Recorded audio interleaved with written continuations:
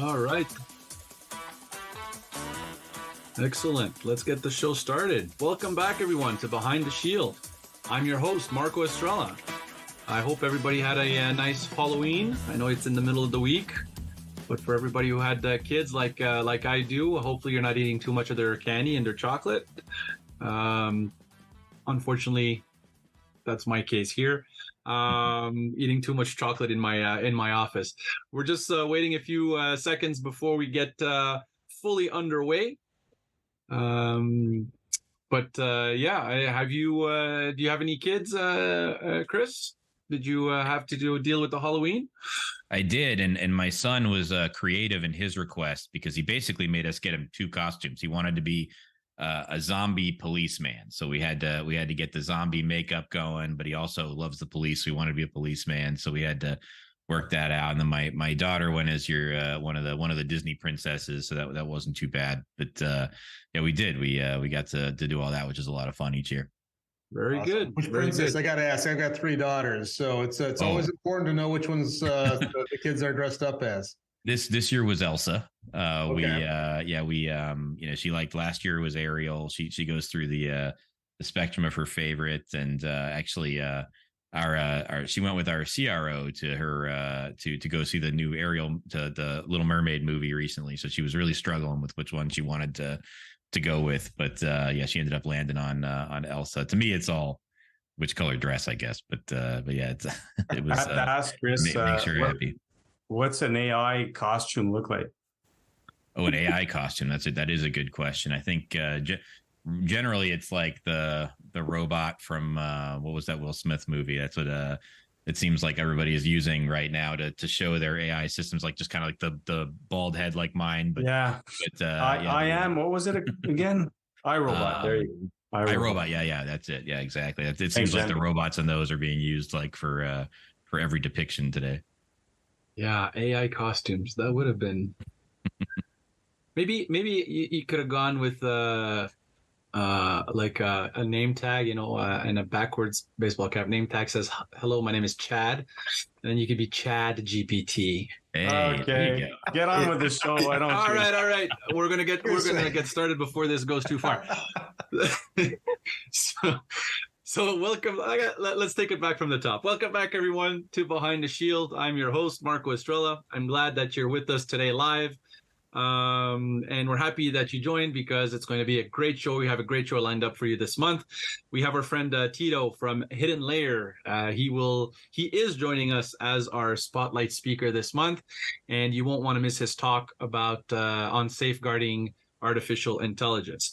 We also have a ton of hot topics. As usual, we had to pick and choose.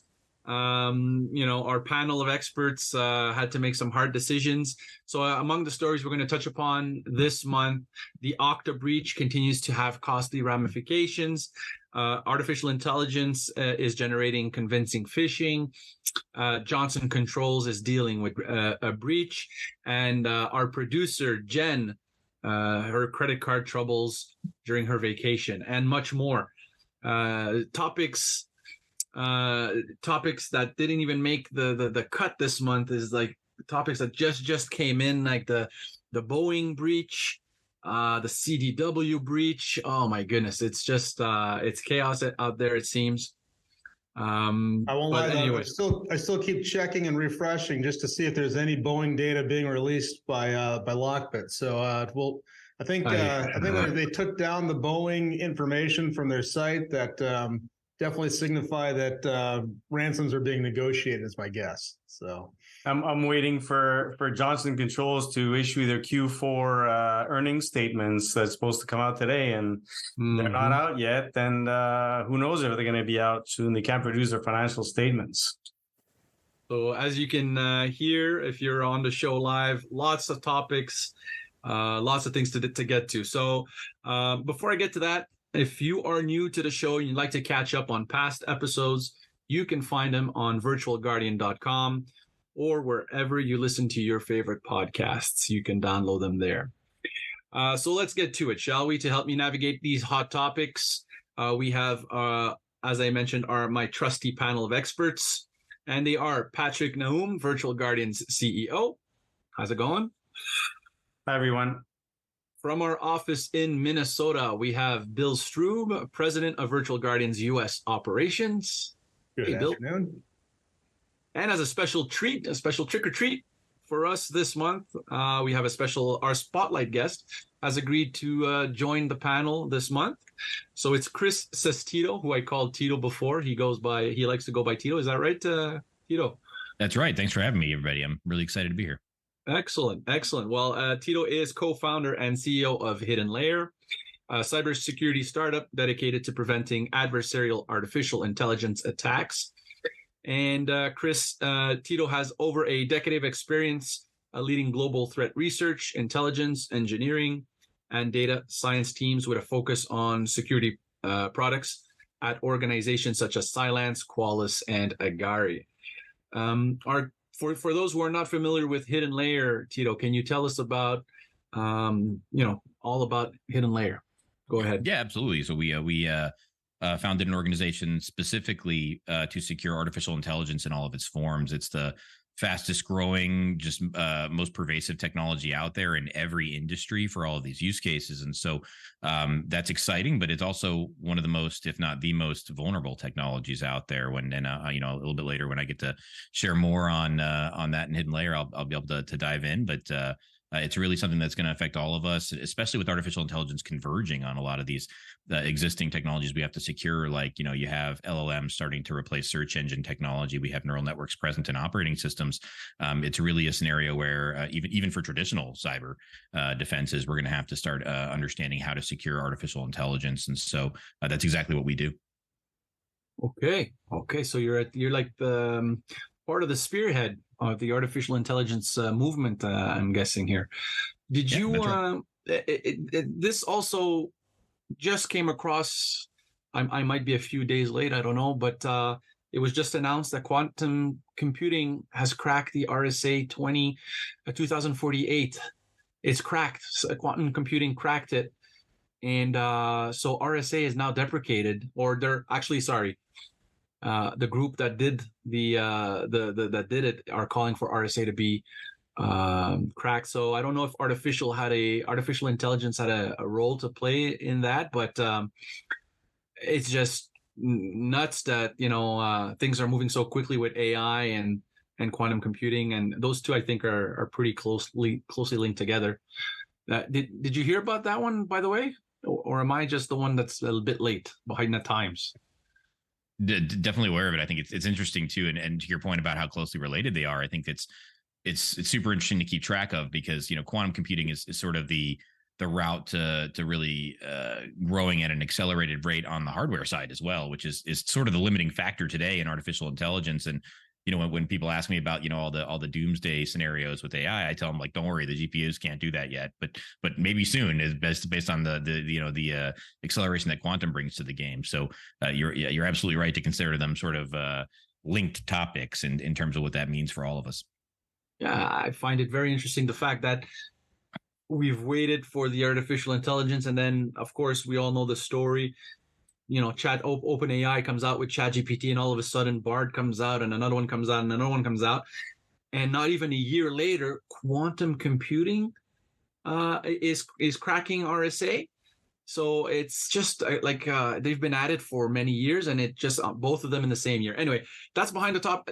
I don't even have time to get around all that. We can make a show, probably do a whole show on that topic, but we got to get to really important things. I'm really happy to have you on the program. We have to get to the most important topic, a serious issue to deal with, gentlemen. Our producer, Jennifer, went recently on vacation, and she was a victim of credit card fraud during her vacation. So other than recommending safer destination spots to Jennifer, do you have any credit card safety tips that we can give Jen for her future travels? Well, I think that she said she had it protected and always within a protector that is not supposed to be easily read by those looking to actually just scan your device. So that's good news. I don't know about you, but I always look at wherever I use my credit card, whether it's a swipe or chip and pin, If it looks fishy, I don't use it there. So the other thing I don't like doing, I hate to say it, wait staff is always a question mark in my mind when I hand it to somebody else. You have to keep visual on your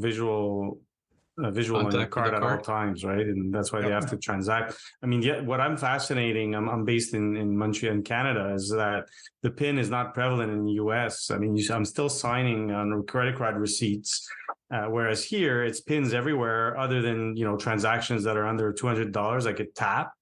If not, the PIN is required. So we have and it's the same in Europe and everywhere else. In the US, it's not everywhere yet. Really? Tap was available everywhere in Iceland, but it's not available everywhere here in Minnesota. So that was one thing I thought was interesting. Oh, yeah. Sorry to hear that, Jennifer. It's happened to me a handful of times too. My defense is usually not to have any money, but there's it's becoming more prevalent of an issue, and I think Bill, that's a great call out too on sort of the fishiness of the device. I've actually was pumping gas one day and noticed that there was a loose or a loose sort of point on the part where I was sticking the card in, and I pulled it right off, and it was a reader sitting right on top of it. And so that was here in Austin. So I mean, it's got to keep an eye out for that. And the vendors themselves aren't even really aware that it's happening. So got to be careful there. Definitely gas pumps. Is that sitting on your desk, Tito? Well, it wasn't mine. No, I threw it right in the trash. But it's definitely it's scary out there because it's quick. It's getting easier and easier to have access to these transactions. All right. So hopefully those tips, Jen, they'll help you out. A couple of other things that with a quick search, not to bring a lot of cards when you go on a trip. Just try to bring the one. In case you lose your wallet, you don't have to deal with canceling many of them. And if ever you suspect anything, call Visa, call them or MasterCard or Amex. If you have one, make sure it's not an Amex, because Amex is not accepted everywhere. Oh, all right. Good point. And inspect the ATMs for card skimmers, just like Tito mentioned. So those things are... They're sneaky, and don't trust helpful strangers. I think that goes without saying, but good point maybe about wait staff when you give your card and they bring it to the back. Better than bringing the machine to you or you going up to the cash register. I think that'd be a better idea. I think Jen will be well off after this.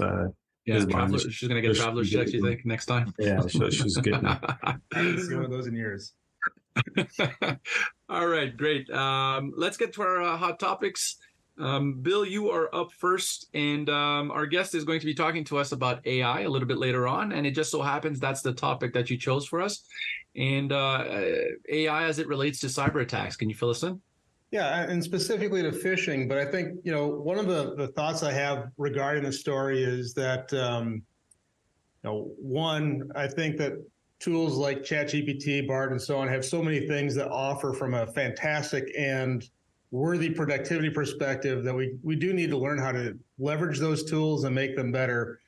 And yet at the same time, it's pretty easy to use those same tools. And if you tune how you search and specifically the context you feed them, they can easily provide results that are going to be used for nefarious purposes as well. And that's kind of the background around CSO Magazine's generative AI phishing fears realized as model develops highly convincing emails in 5 minutes. So wow.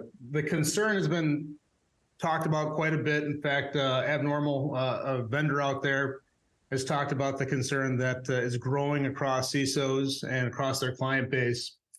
But what I thought was pretty interesting about the story is IBM's X-Force, which is their team of ethical penetration testers or ethical hackers, however you want to view them. They showed it within 5 different prompts to ChatGPT how to create a highly convincing phishing attack. And again, it's all about the specific context or the information that you feed it. So they were looking at healthcare organizations, and they actually did A/B testing, 800 emails that were going to be sent using a phishing campaign that was generated by ChatGPT versus one that was done by the pen tester himself. I believe it's a him, so if I'm wrong there, I apologize. But they basically asked ChatGPT four different things, and then final ask was for it to create the email. One was to focus on the top areas of concern for the healthcare industry. And so they focused on career advancement, job stability, and fulfilling work. What techniques should be used? So they basically shows trust and authority or social proof. How should it be used to personalize the information? Who should it come from? Human resources. And then they didn't actually provide the actual query that they fed into ChatGPT, but the output was a very highly and very convincing email that was from a vendor to an organization that was very compelling to the point where it had an actual 11% click-through rate, which is for a phishing email is pretty darn good. The other thing that is interesting is I read the actual email. It's actually in the story, which will come out here as well if you look at the notes. But it doesn't have any of the telltale signs of the old phishing techniques. There's not misspelled words. The English and grammar are correct. I mean, it looks like a fairly legitimate email. So it was pretty interesting to see that particular email did get, again, 11% click-through, which was beat by the human-generated email just by a little bit. The one that they did to their A/B testing, they had a 14% click-through rate on the one that was actually written by the social engineer or hacker. And so it just goes to show you that the tools are catching up. The capabilities are making it far better to create professional looking information, whether it's, again, used for bad in this case or used for good, like helping write content. If you do, make sure that you claim that ChatGPT helped you. And the other thing that was interesting about this particular story was that the AI was reported suspicious more often than the human generated, 59% versus 52%. So they point out that the humans have the advantage now as far as being able to create relatable and accurate content, but it is definitely catching up as ChatGPT and other tools are catching up as far as authenticity and making it look real. What I'm wondering, if I may jump in, is how come our email marketing campaigns and lead generation campaigns are not generating 11% click through? I mean, there's something to be learned from this. Well, there's actually quite a bit of AI marketing happening out there right now. So I think that people are learning from it, and a lot of the things that I'm starting to see in my inbox, I can tell are AI generated. Knowing that I knew personally would write those particular emails, I'm like, okay, this is too good. Someone used ChatGPT for this, in my opinion. They need to edit it a little bit better, make it a little bit more personable. All right. But I guess the only thing to add on to this, and I think we might talk about this with Tito here in a little bit, but that particular story came out 1 week ago today. Just want to point out, when we're talking about AI, on Monday here in the United States, the Biden-Harris administration actually released an executive order. An executive order on safe, secure, and trustworthy artificial intelligence to set new standards for AI safety and security. I'm going to stop there in hopes that we talk a little bit more today, but interesting read. If you want to find out more, you can go to whitehouse.gov on that, or AI.gov, which is an interesting site to talk about how you could potentially use AI. But in my opinion, when looking at AI.gov, it seemed more like a recruitment place for the government to find folks that have AI capabilities and skills. Proactive organizations that maintain an efficient network are more likely to prevent an attack. Let Virtual Guardian put your network security at the forefront of your organizational strategy with a network security assessment. Identify security vulnerabilities, help prevent risk, downtime, security breaches, and loss of revenue with a thorough assessment from Virtual Guardian. Contact us at virtualguardian.com.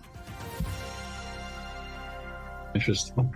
A very, very important topic, Bill. I think that it's and we can chat a little bit more about it later as well. But but it's in my opinion a huge step forward to see that, and it's interesting to see that because again, for such a pervasive technology, we haven't really had much of any infrastructure around it to support it. And I'm a big believer that we should be holding AI to the same standards that we hold traditional technologies to.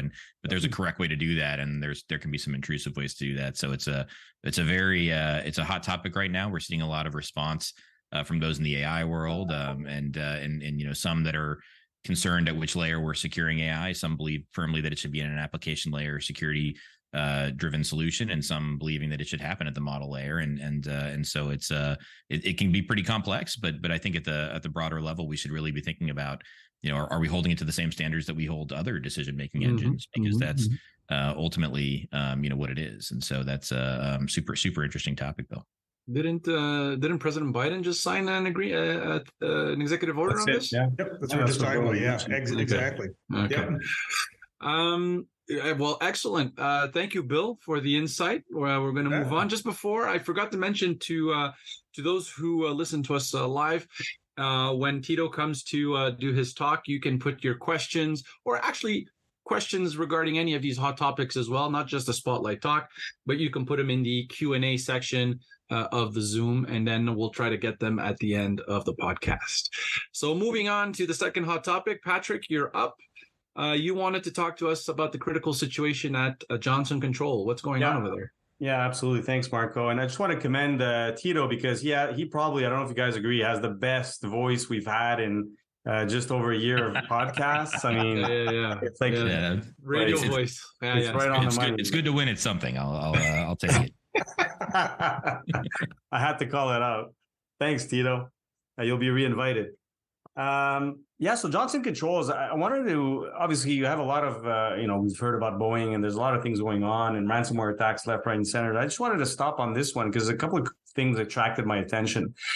Number one, it is a huge company. Johnson Controls is it's a conglomerate following the merger of Tyco. They used to be based is a Wisconsin-based company. Now they're based in Ireland. 100,000 employees, 2,000 sites, 150 countries. The ransomware attack came from Asia, from their Asian operations so far as we know. Multi-billion-dollar company. So that's one aspect. It's as a multinational company, or companies that have branch offices. How do you make sure to have a homogeneous cybersecurity policy, if you will, and making sure that all your sites have the same standards of security? It must be extremely difficult. At the same time, they have the means to get it done, right? And that's actually a challenge that they're going through right now. It also highlights the fact of supply chain or downstream considerations. If you know a little bit about Johnson Controls, they're all about HVAC systems, industrial control systems, climate control systems, physical security.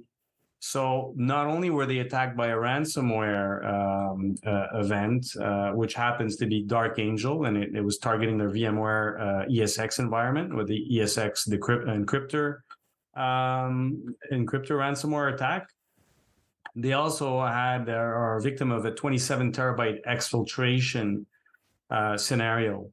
And it's caught the attention of the Department of Homeland Security because they are a contractor for federal agencies, Department of Defense. So you could imagine the security issues that may arise. We don't necessarily know yet that DHS is on the case. They haven't publicly and probably will not publicly divulge, what buildings or what was compromised. But you could imagine that if it is, if in those 27 terabytes of data, if there were floor plans, ventilation duct plans, physical security plans, it is a serious national, or can be a serious national security incident.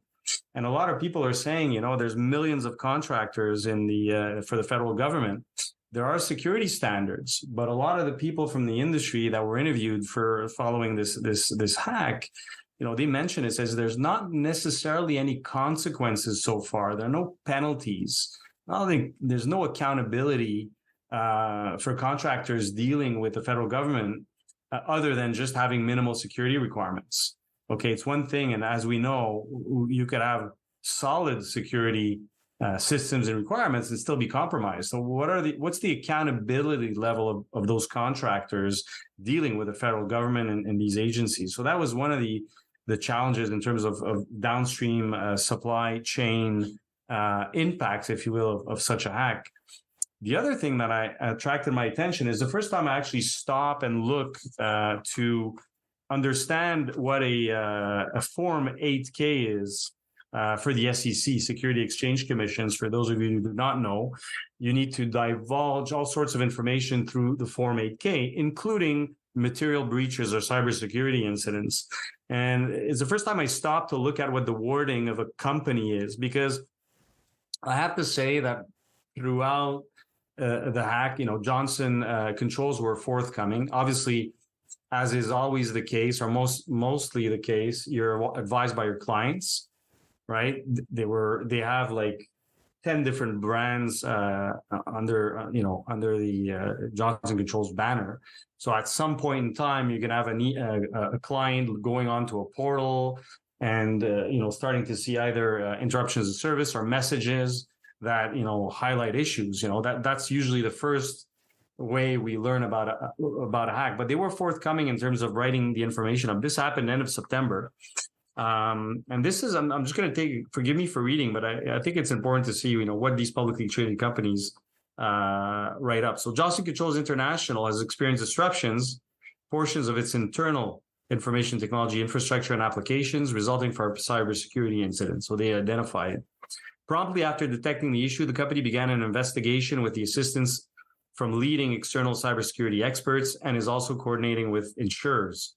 The company continues to assess what information was impacted, and is executing its incident management and protection plan, including implementing remediation measures to mitigate the impact of the incident, and will continue taking additional steps as appropriate. To date, many of the company's applications are largely unaffected and remain operational. To the extent possible and in line with business continuity plans, the company implemented workarounds for certain operations to mitigate disruptions and continue servicing its customers. However, the incident has caused and is expected to continue to cause disruptions to part of the company's business operations. The company is assessing whether the incident will impact its ability to timely release its fourth quarter and full fiscal year results, as well as the impact to its financial results. And the efforts are ongoing. And I've been monitoring their Q4 results should come out today. And they have not come out as of just before this briefing. I'm monitoring that.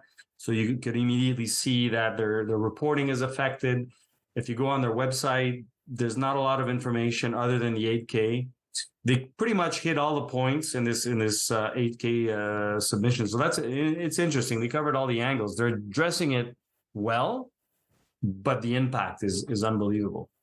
Patrick, just a quick question.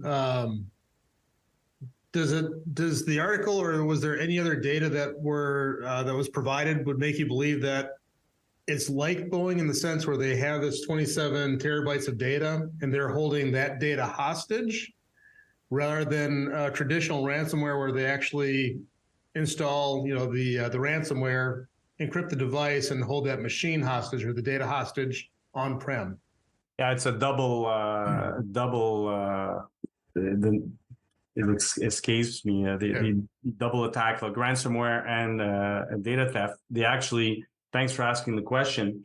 They were asking the hackers, Dark Angels were asking for $51 million ransom. 51 million. And we don't know whether it's paid or not. No indication that it was. They will probably have to divulge it if they do, but for the moment they have not. But there is a ransomware request, and it is, to your point, related to the data exfiltration.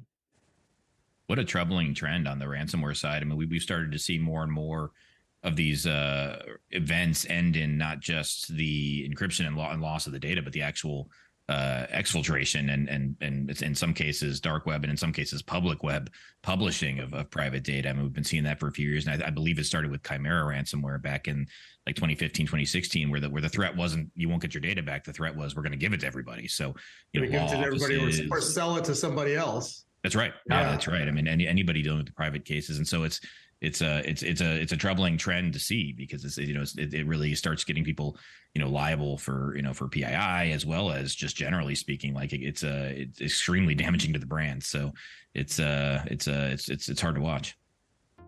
Improve efficiency and productivity by streamlining processes and automating tasks. Enhance customer experiences with more intuitive interfaces, launch products, and break into new markets quickly. Application modernization helps you to adapt to changing needs and improve your overall performance. Contact Virtual Guardian to learn more about app modernization and APIs for your organization at virtualguardian.com. Thank you, Patrick. We're going to skip ahead, and I'm going to put our guest Tito to work, pulling double duty. I was supposed to be next, but we're running a bit shorter on time for the hot topic segment. So I'm going to ask you, Tito, to talk about your hot topic related to AI. You wanted to talk to us about emerging AI regulations and their effect on innovation. So I'll give you about 3 minutes, please. Go ahead. Yeah, absolutely. And I think it's really important. I mentioned it earlier, but I think it's really important to echo because it's just really important to hold artificial intelligence to the same standards that we hold other technology. And that means a lot of things. I think that with several folks, artificial intelligence in some cases can be a little bit of a black box when you see a determination or a classification or some decision that a model is making, and you don't have sort of the supporting math to determine how that was done. And that becomes really complex and sort of a sensitive topic when you're looking at things like decisions made around people. Why did I get approved for this loan? Why did I get declined for this loan?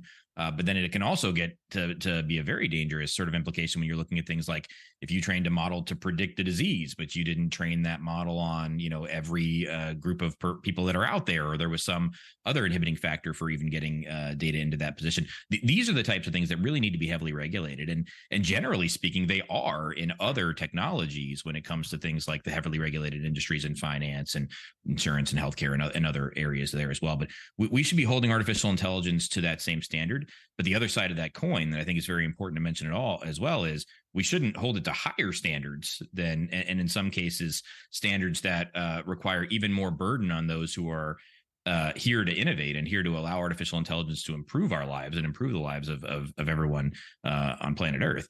And we're seeing some of that in some countries and some of that as well. So I absolutely applaud the administration for having the executive order yesterday. I'm excited to see more specificity around it because it's very, I would generally call it vague in terms of what we're claiming that we're about to do. And I would really, really urge anyone who needs to involve cybersecurity. I think that's something that a lot of folks need to really be aware of is when we talk about sort of the vulnerabilities around artificial intelligence, that needs to be a cybersecurity conversation as much as it is a data science conversation. I think when you start looking at things like, model hardening and some other approaches that we've seen in the past, dating back to like white papers from early 2012, that's generally been like a data science problem set, requiring a data science skill set in order to deal with. But how we founded HiddenLayer, and I'll talk about here in just a moment, was like, what if we treat models like endpoints? What if we held them to the same level of scrutiny on the cyber side? And that requires a cybersecurity mindset. And so I think that we need to see the cyber community involved heavily in securing artificial intelligence in the same way we would say, recently with the migration to cloud or just ultimately data in general.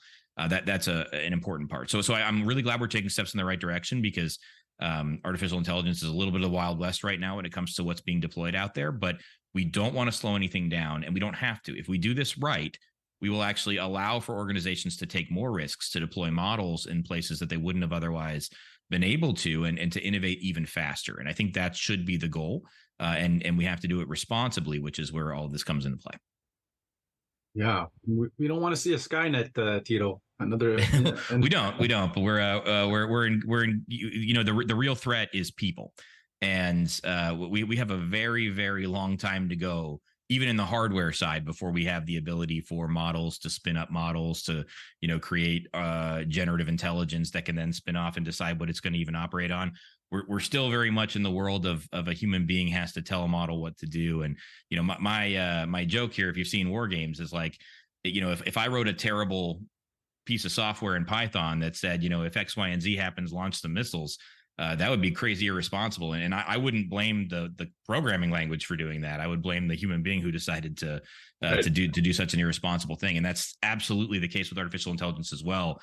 The risk here is people. We are nowhere near the ability on the hardware side to even allow for a Skynet type of situation. So in the meantime, it's going to be people who abuse artificial intelligence and those who deploy it irresponsibly that's going to create the scenarios that are really going to harm society. And so I really want us to focus on the pragmatic issues moving forward, because I get asked that question all the time, like what's preventing Terminator 2 from happening right now, and the answer is like we're not there yet. What we really need to worry about is state actors who want to abuse this technology for the same motivations that they're abusing others. Absolutely. Do you think we have potentially some unintentional biases? I mean, we're nowhere near democratization of AI, and it really is the wealthiest nations that have access to that technology. So are there some fundamental flaws just in inherently who has that type of computing power and what we're using it for? Yeah, I think that's a really, really, really great point, Bill, because it's not just about who has the ability to interact with the generative model, but also where are we getting this data from, and where did it originate, and who had access to that or influenced that? Because you're absolutely correct, and we're seeing that in medical testing issues. We're seeing that in all sorts of predictions in the finance community. We're seeing it in cybersecurity, where we look at models that are looking at what were behaviors like in interactions with technology that we would want to track to be able to make determinations like, is there a malicious or benign behavior going on right now? And so that's absolutely true. And when you think about it, machine learning operations has really only been around for about 3 or 4 years. And that's where we even started doing things like versioning data sets and understanding what model went where and how long it's been there and what it was trained on. And so those are the things that we can hold organizations accountable for. Those are best practices that you would expect in any sort of technology. I don't think it's outrageous to say, hey, what data did you use to put in front of this model? Now that starts to get more complex on the generative side when you've trained it on the entire internet. Or to your point, Bill, the internet of those who've had access to it. And when you start cutting corners for things like that, those data sets are not going to be well representative of the real problem. But one of the things I like to call out, because while that's an incredibly important issue, that issue of sort of, the bias inherent to models and the responsible AI deployment, while they're related, those are very different from the security issues with artificial intelligence and keeping threat actors out of that. Because you have to worry about both. You have to worry about what your AI represents, and then is that really what's out there, or is somebody manipulating it? And I think it's important to call out both sides, because some of those biases are inherent to the data and the problems we need to fix at the development stage, and some of them are because we have threat actors abusing them in real time. Good point. So which leads to the question: how do you guys do that? How do you guys detect AI poisoning or data source poisoning? Yeah. Great question, and if it makes sense to kind of go into my spiel on HiddenLayer, then I think we looked at this problem actually born out of a real world problem, and so myself, my co-founders, we worked at a company called Cylance, where we were using machine learning models to detect threats, and that was a really important step forward in the artificial intelligence space. Back in 2012 when Cylance was founded, because back then, antivirus was pretty much just signature-based detection. It was just lists of bad things, and if we knew about the bad thing and it was on your machine, we'd quarantine it. But that threat actors caught on to this and said, well, we don't really have to be more sophisticated. We just have to write newer threats faster that aren't part of these signature-based detections. And so machine learning became the only technology on the planet that could take a look at an artifact that we had never seen before and then make an accurate prediction of whether or not it was malicious or benign. And that's exactly what Cylance's machine learning models did. But in 2019, the machine learning model that we used for our Windows product was attacked, and not with a traditional cyber attack, but actually with an adversarial machine learning attack. It was essentially threat actors interacted with our model in the exact same path that we wanted our customers to interact with our model for or through. And that created a scenario where these threat actors, just through using our product, were able to reverse that model. They were able to understand the model's feature space, or which is essentially all the variables the model considers when it's making a decision. And they were able to stack rank those by importance. So they were able to take all of those sort of things the model would consider and know how important the model considered it, even in a dynamic neural network scenario. They were able to understand the decision space, the output of the model. They knew where it was making high confidence decisions. They knew where it was making low confidence decisions, where it was going to be easier to abuse. They knew ultimately, in this case, it was a cybersecurity model. So they were hyper interested in things like, what does the model overly associate with good? So I can start attaching that to bad things and get that to trick the model. And so ultimately, they took all that information and they performed what's called a surrogate attack, and they were able to recreate our model offline. And then they used that offline model to attack it, and they learned which attacks would definitely work. And then they brought those online and conducted them. And so it really woke us up to just how incredibly vulnerable this technology is. In this case, at the edge, when we want folks to interact with a model, whether it's the public or customers, but then also every element of it was. Myself and my now co-founders at HiddenLayer, we led the response effort to that issue. And ultimately, it just showed us how incredibly vulnerable this technology is. It's vulnerable at a code level. When you think about, take like a Microsoft portable executable file, right? There's a lot of security infrastructure over the last 30 years built into that. When we think about things like we sign these files, we have very strict permissions of where you're allowed to read to, or read from, write to, and execute from. We list all of the code we're importing from these files. We have security versioning information. None of those things exist in machine learning. None of them exist in machine learning models or those model files. And so it kind of creates when I say Wild West, I mean, you can really do anything you want with a machine learning model. And so the HiddenLayer team has already found thousands of examples of models being abused in the wild, like hiding executable code and weights of models, or really just abusing the fact that you can put executable code wherever you want. And just organizations not even really paying attention to the fact that current endpoint technologies don't even parse model files. So you're essentially able to use it as a vehicle for malware, and we've identified those too. So we created a solution for that I'll talk about here in a moment. But then we have what we call, we have the real-time models problems, just like what happened at Cylance. We have when models have been exposed at the edge and people get to interact with them because they're intended to be interacted to. That's just as exposed for threat actors. And then the third issue is LLMs and generative solutions, where we have essentially almost like network-driven problems with somebody interacting, an organization interacting with a model that's hosted by OpenAI or Anthropic or one of these other solutions, where you now have prompt abuse, you now have response data loss issues. We also have, we're tracking a new attack type that we've been researching called indirect prompt abuse, where maybe a threat actor goes and changes a wiki page and puts some malicious code in that and then says, hey, ChatGPT, go to this page and execute that code. And then that's creating a scenario now where we're seeing essentially that sort of inadvertent level of where you can hide code in some other area and then execute it there. And then lastly, when I talk to CISOs about all of this, they say, wow, that's a lot of vulnerability. That's really scary. Like, but where is all my ML? I don't even know where it is. I think that's creating a scenario now where, if you're using a nice ML ops platform that helps you out on the cloud side, but with sites like Hugging Face and Kaggle and all these others, you're getting to a point now where anybody in your organization can download a model onto their laptop and use it. So it's creating a scenario where there's almost like a shadow AI problem. And so to deal with all that, we came up with, and to answer your question, Patrick, we came up with what we call the HiddenLayer machine learning security platform. And we wanted to solve this problem holistically because we know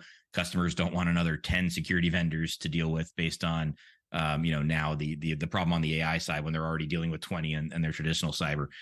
So we really wanted to solve it holistically, and the world in adversarial ML space really started publishing some research around 2012, and the solution at the time was what's called robustness or complexity, essentially either injecting noise or injecting complexity into your models so that it was much harder to navigate by a threat actor. And for as security professionals, we didn't love that approach because that was, number one, as a third-party vendor, that's really invasive. You're basically saying, let me get in there and start playing with your IP and start making some changes, and hopefully I don't break it.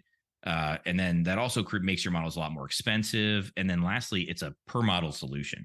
So, enterprise organizations that have 1,000 models doing 1,000 different things aren't all that interested in having to go through 1,000 solutions. So we said, as I mentioned earlier, what if we treated models like endpoints? What if we took the last 30 years of development of cyber on endpoints and shaped that to form fit models? And so we looked at EDR solutions and we evolved that technology to deal with machine learning models. So we call it MLDR. And essentially what that allows us to do is by looking at behavioral interactions from requesters of the model and the model itself, we can see if somebody's using the model as it was intended to be used, or if they're doing any of those types of techniques that would allow them to reverse that model or allow them to poison the model or ultimately expose and like where it's making its least confident decisions, these types of things. So that's to protect those models in real time. And one of the major value or most valuable scenarios around a lot of what we patented in our IP is we can secure those models very generically. So if it's a deep LLM, a deep neural network, if it's a simple linear model, we can protect it in the exact same way. And we also don't need to see any of the raw data. So if you're working in, some sort of, private data, whether it's, some of our government accounts on the DoD side or something along those lines, or whether it's just, financial data or healthcare data that needs to be, we don't want to see any of that. What we do see is after that raw data has been measured by the model in a process called vectorization, before it goes into that input layer, we want to work in those vectors, and that allows us to operate in that generic case, but also secure those models. And so then on top of that, we built a code scanner for models. So you can think of it just like antivirus for models that parses through models, looks for executable code, these types of issues. And then ultimately, we created an LLM proxy to apply that same technology to hosted models if you're using something like OpenAI or anything like that. And then lastly, we created a discoverability tool so we can answer that question of where is all your ML, so you know where all these vulnerabilities exist. But we took a very we addressed this problem with a cybersecurity lens, and we looked at what was going on and how do we secure this? How do we empower security operators working in a SOC to defend models in the exact same workflows that they defend their endpoints? Interesting. It begs a question. I'm going to try to be clear with my question because it touches on a lot of points. As you're going to market with your solution, if typically, years ago when we were starting talking about AI in Montreal, we had a lot of AI startups, as you know, and we try to talk about security. We would often fall on deaf ears, right? Because if you look at the ones that were driving the show and they're the ones that own the models and the data, or the data scientists on the one hand, on the other hand, a lot of work is research based. It's open sharing environment, other than, advanced DoD research or maybe in pharma, but a lot of it was centered on university research and whatnot. Are you sensing that? And in a lot of organizations, the CISO doesn't really have, less and less, but doesn't have, I wouldn't say control, but oversight on that part of the business. Are you seeing more and more awareness and openness from the data scientist community towards your solution, and not even your solution, but towards cybersecurity and the vulnerabilities of their different models? It's a great question, and the persona challenge is one that we kind of had to deliberately address when we first got started, because it does create a scenario where you're talking to CISOs who don't necessarily have a deep understanding of the data science technology, and then you're also dealing with data scientists who don't really share the motivations with the CISO, and they view this as something that might slow them down. And so now ultimately I would say that's also shifted quite a bit since almost all my questions like that I answer pre-ChatGPT and post-ChatGPT, because pre-ChatGPT it was very much that scenario where it was very difficult to sort of help everyone understand really what's going on. And there's two major factors that have kind of shifted that in the favor of awareness, and that number one was ChatGPT, and number two was all the different automated adversarial machine learning attack tools that exist today. So there is over 40 just on GitHub that if you want to attack and reverse a model, you don't have to be a data scientist. You don't have to be an exploit developer now. You can just go onto GitHub or other repositories, download these attack tools, and then conduct your attack. Similar to like Metasploit from like the early 2000s, what we saw in traditional cyber. All of those automated tools now exist. And so I can show those both to data scientists and CISOs and very clearly represent the threat. I mean, this is what we're going on. One of the easiest things we do and most important things we do with our solutions is identify, hey, somebody's interacting with your model with one of these known attack frameworks right now, because very, very easy to automate that and spread it across the web. So I think that helps. We're about 80-20 in terms of CISOs and data science groups. There are certainly some data science groups that reach out to us and just say, hey, we want to protect our work. We don't want anybody coming in here and taking the last 5 years of our research and recreating it in 2 weeks. So that tends to be the motivation on that side. But CISOs are getting more and more aware, and boards are getting more and more interested in challenging their CISOs to secure their artificial intelligence. I think it's actually really similar to the migration to cloud, right? Like right out of the gate, that was a little bit more of like a SecOps and DevOps type of role to be concerned on the privacy and security side with the migration to cloud. But after about a year, 18 months, it became a line item for a CISO to have to secure that. And so I see a very similar scenario here. And I think we're nearing the end of that kind of initial phase where, it's really becoming a CISO's responsibility very quickly to protect every asset in the company that has to do with technology. And this isn't any different. There's not going to be any more bandwidth available for CISOs when you think about it. It's a tough adding one. Adding to the realm of responsibility. You're absolutely right. And it's one of the hardest jobs out there. But I think if you were to start stack ranking what matters to your customer base and to your organization the most, AI is very quickly rising to the top of that. And so I think it's going to have to cut through that long list of the long to-do list from these CISOs. Hackers, ransomware, natural disasters. Do you have a recovery plan when disaster strikes? Get peace of mind with Virtual Guardian's managed backup services. We put our expertise at your service to monitor, manage, and optimize your backup environment, both on premises and in the cloud. Contact us today at virtualguardian.com. And Tito, maybe going back to what you're talking about regarding the data scientists themselves, it's amazing how many quote unquote new data scientists I see out there. They weren't a data scientist a year ago, but suddenly today they are. With the raise of the need for people to hire data scientists, obviously that creates demand. People willing to just say, "Yep, I can do that." Yep. Absolutely. Do you find as though that you got clients who really have data scientists, and then they have folks that really just they have data? Absolutely. Engineers. Yeah, I think that there's you can also measure it in data science companies too, right? Like I think we went from having an enormous shortage of data science professionals to all of a sudden records of data science created companies and VC backed organizations. It was like 9,000 this year or something like that. So it's funny how that's happening now. That there's legitimate reasons behind that, which is that machine learning models are getting a lot easier to create. When I started building them back in my earlier days as a reverse engineer to help me with like deobfuscating state actor threats and finding encryption keys, that was tough to do. You had to build a model in Python essentially. Today, you can spin up one of these tools and say like, "Hey, PyTorch, build me 2,000 models and tell me which one performs the best, and then I'm going to use that." So it is a lot easier to be one. I actually personally believe the data scientist role itself is going to shift pretty significantly because you don't really need to have all of the innate math anymore in your brain, at least. You just need to know what tool is the right thing to use. And so I think you're going to start seeing more data professionals be specialized, and you'll have like cybersecurity data professionals and healthcare data professionals and this kind of thing that are they're all going to sort of, the tools themselves are going to be table stakes, and it's going to be understanding of the data that's going to separate you and make you interesting to an organization. But you're absolutely right. I mean, just like there's a shortage of cybersecurity professionals, there's a shortage of data scientists, and it's really that tooling that's catching up and the automation capabilities there. But it's, just like anything else. I mean, if you need to be using good data, clean data, you need to understand it well. The other half of that, models are getting easier to build. They're not getting any easier to extract value out of. And so you still always have to have the ability to understand what you're building and making sure it's a legitimate and well-made system with good representative data of the real world problem set. That's not getting easier. That still requires a lot of good uses, but there are certainly those taking advantage of that. Absolutely.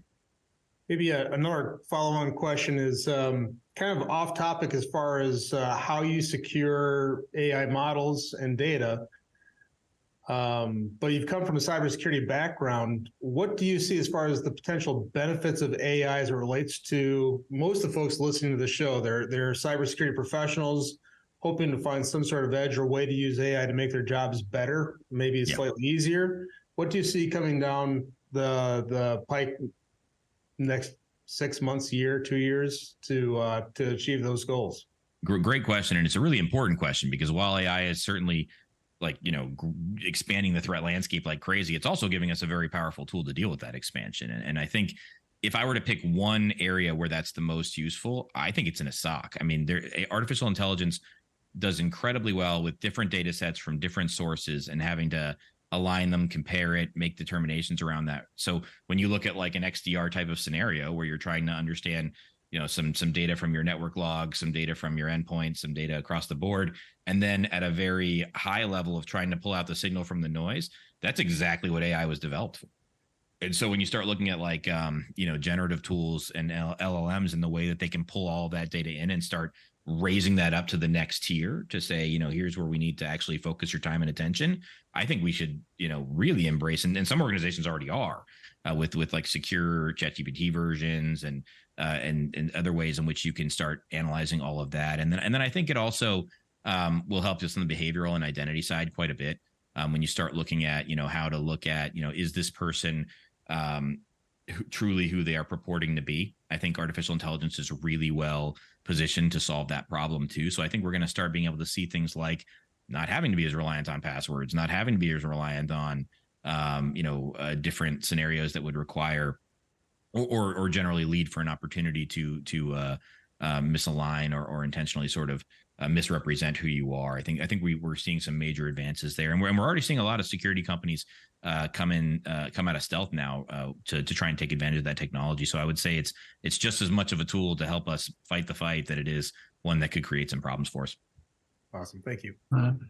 No, absolutely. I know I'm close to the Virtual Guardian SOC, and right now we just finished implementing the automation, the SOAR tool in the SOC, and always trying to automate and always trying to leverage, artificial intelligence tool, machine learning tools because the team there is it's like drinking from a fire hose. We get more and more customers. There's more and more events, there's more and more alerts, and that's just how it goes. And at one point you can't scale with humans, you got to scale with tools and solutions and whatnot. So well said. You're preaching to the choir. Absolutely. But you heard it first here. MLDR is going to be part of the roadmap now. MLD, there you go. You heard it here first, folks. So I'm going to check because we got about 5 minutes left to the show. We just moved organically from your hot topic straight into your spotlight talk, Tito. So that was awesome. Great. And I'm just going to check. Let me double check here real quick. There's a question, I think. There is a question here. So it's anonymous attendee for someone, say healthcare, that wants to train AI to compare results of an X-ray. What's kind of a high-level way to ensure that PII is not being exposed through the AI? Good question, anonymous. Should have put your name. That is a great question, and there's a couple answers to that, right? So I think that there's the data side of things. So if you are collecting a whole bunch of, for example, a whole bunch of different X-ray data points, and that, so presumably that's the actual file itself. So first of all, that alludes back to Bill's question around sort of is that actually well representative of the real world that you're creating that model for, which I know wasn't part of the question, but it's an important sort of issue there as far as where did I get these from? If it was only people who are willing to volunteer this type of data, or did I have sort of the ability to ensure that data set is well representative of the real world space and those who this model is going to be analyzing in the future. I think that's a really important call out. But there's a couple steps you can take. So number one, when you vectorize that sample set, or you build that sample set in a set of vectors that the machine learning model can now recognize and go through that process, you don't need to work in everything. There's ways to redact parts of that data set and still maintain a high level of efficacy from the model itself, and that can keep you, especially if you're working with a model that's somewhere else, from having to send everything over a network to get there. But then there's a lot you can do with the tool set itself. So if you're building that model, as I believe your question sort of implied, you need to make sure that, like in most scenarios, most data scientists are not building a model from scratch. They're starting with a pre-trained model that they can then further train and build off of. So in an X-ray case, if you're looking for classification of is a disease present or something along those lines, you're probably working with some kind of visual classification model. So the first thing you can do is make sure that model is legitimate. Make sure that it's, for example, if you're grabbing ResNet, a visual classification model that Microsoft developed off of a tool like Hugging Face, ensure that that's exactly the one you're working with and not one that a threat actor pre-poisoned or built some code into and then put that up there, that solution. So ensure that you're actually working with those models and you're not inviting something malicious that could be exfiltrating data into your organization. So if you're working with the right tools and then you're growing from there, then it becomes a question of who has access to that model. Are you want to secure that? You want to use a tool like MLDR to actually measure that model during its interactions to ensure that nobody is enumerating that feature space or looking to abuse or poison the model, any of those things as well. And then, control that access to the model only to where it needs to be. And then always keep in mind that these attacks can always be part two of a traditional cyber attack. So if somebody got into an area where you are also hosting models through some sort of, whether it's an insider threat or a different set of illegitimate means, that behavior then you should still be looking for, even if you believe it's a closed off area, because a lot of the attacks that we work with are those who gained access through a traditional means of a cyber, maybe some sort of network attack, and then they found the model and then conducted the adversarial machine learning attack. So keep an eye on that, always monitor it, and look for those anomalies, or use a solution like ours to detect the attacks themselves. So we're in overtime mode. Are you gentlemen still good for a few minutes? Tito, do you have you're good? Everybody's thumbs up? Okay, great. Because my question is just exactly what you just mentioned there when you just finished, Chris. What are the vulnerabilities, AI vulnerabilities that your team is seeing right now? What are you guys seeing? Quite a bit. I think that, especially in models that are out there, you can almost really mirror it to what we see on endpoints. So the motivations are the same. We're seeing vulnerabilities in fraud models to try and sort of get around them so you can commit more fraudulent transactions.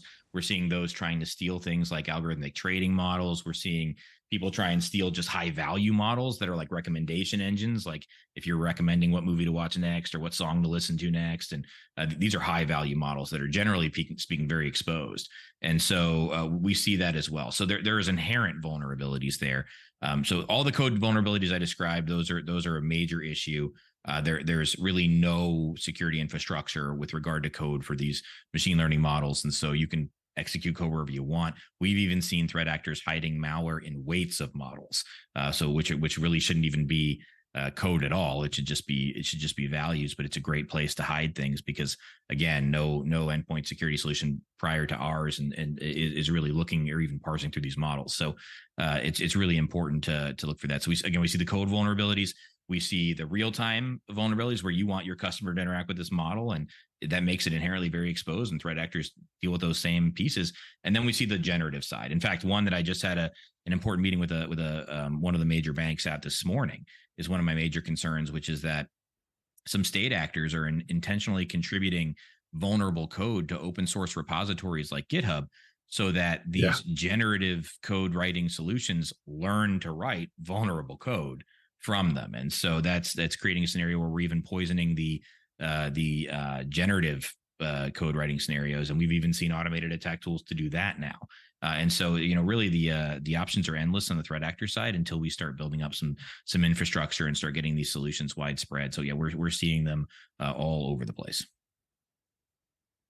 What one last question from the audience from Ming Fu. Thank you, Ming.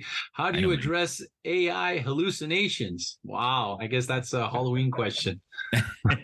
It's a really good question, and if this is the Ming Fu I know, hey Ming, he's a great guy, and I'm happy to hear from him.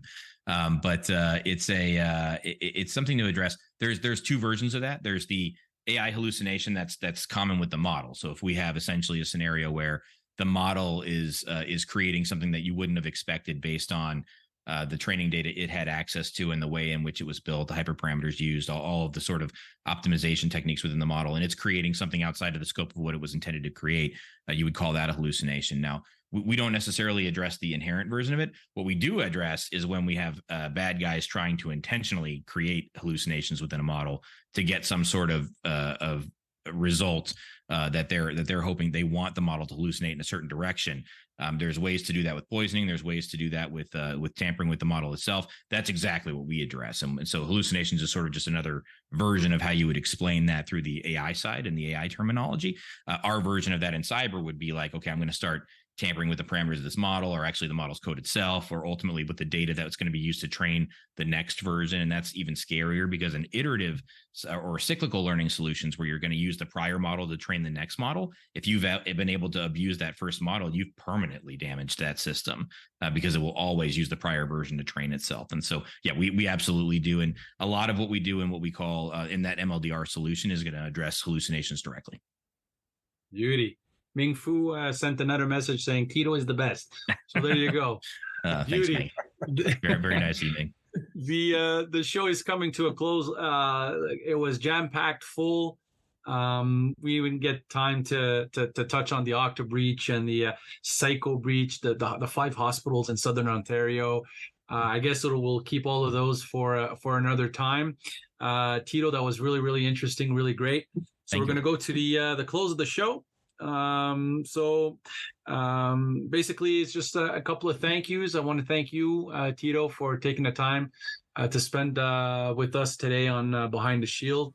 Really fun. Bill, Patrick, as usual, my trustee panel, thank you very much for your insights. Thanks, Marco. Thanks, Jen. It was really great. Quick reminder, next month, because of the holidays, there won't be a live Behind the Shield in December, so we'll see you back here in January, hopefully fully rested with brand new, or we're going to have brand new guests and brand new spotlight talks and brand new hot topics, I'm sure. If you've missed any part of today's events, and the show will be made available sometime next week, anywhere you find your favorite podcasts.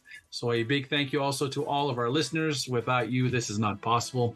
And remember, as always, if when you're behind the shield, you're ahead of the game. Thank you, everybody. See you next time. Thanks, folks. Thanks, Tito. Thanks. Thank you, guys. Take care.